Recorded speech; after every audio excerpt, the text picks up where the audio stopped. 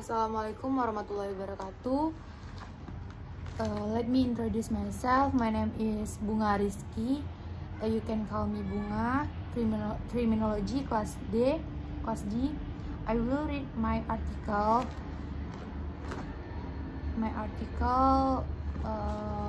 Why do people commit crime? What causes some individuals to commit violence, fraud, and harm others, while others do not commit crimes against others?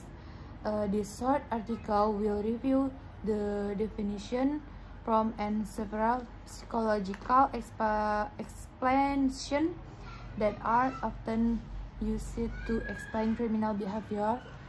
Definition of crime. We're talking about crime. There are actually many things that can be discussed. At least it starts with the definition of crime.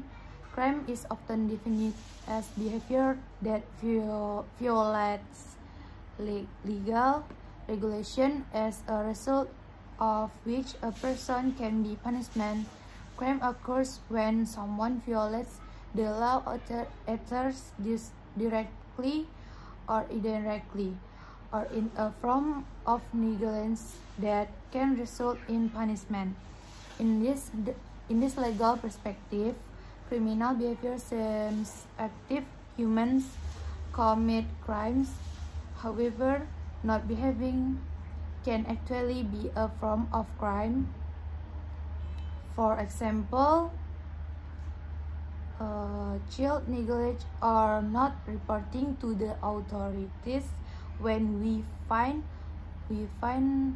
out that there is an act of violence against children around us. There is also a moral perspective. Behavior can be called a criminal crime only if it has two factors.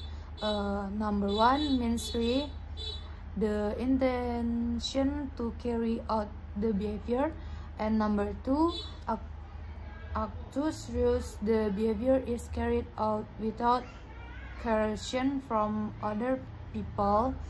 For example, murder is called a crime when the perpetrator has the intention to another person's life, and the idea and implementation of the murderous behavior is owned by the perpetrator himself without coercion from other people. If the perpetrator turns out to have a mental disorder that causes his intention to occur outside of awareness. For example, criminal behavior occurs while sleeping or unconscious, then the means factor is considered incomplete or cannot be clearly stated as a crime because people with mental disorder do not can be held accountable from the behavior. Davis, Hollin, and Bull, 2008. Form of crime. Furthermore, when discussing crime, we also need to identify the perpetrator and victim. The perpetrator is the person who commits an act that violates someone's rights and welfare, while the victim is the person whose rights and welfare are violated.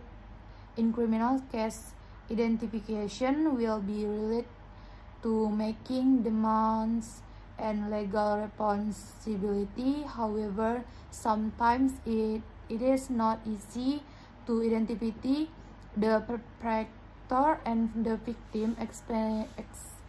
especially in cases where the perpetrator is also the victim.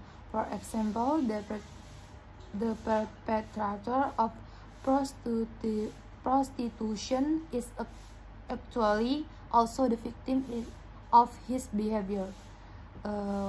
Crime in general can be divided into several types.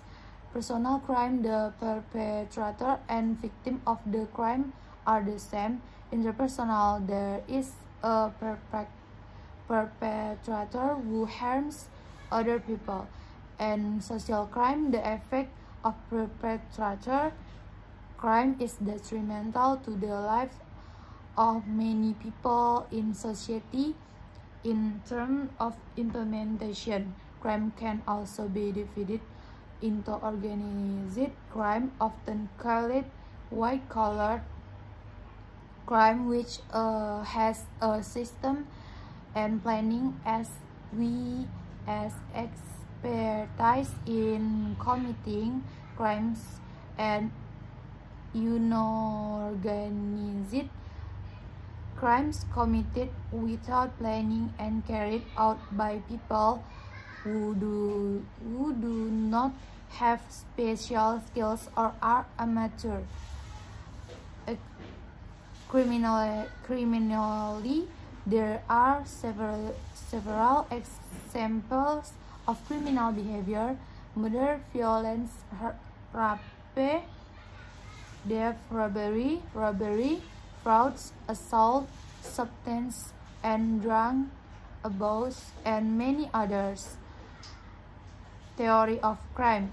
There are so many forms and types of crime, so it is interesting to know what causes people to commit crimes. In fact, humans have long tried to explain why some people become criminals. The earliest explanation is the demonological model. It was once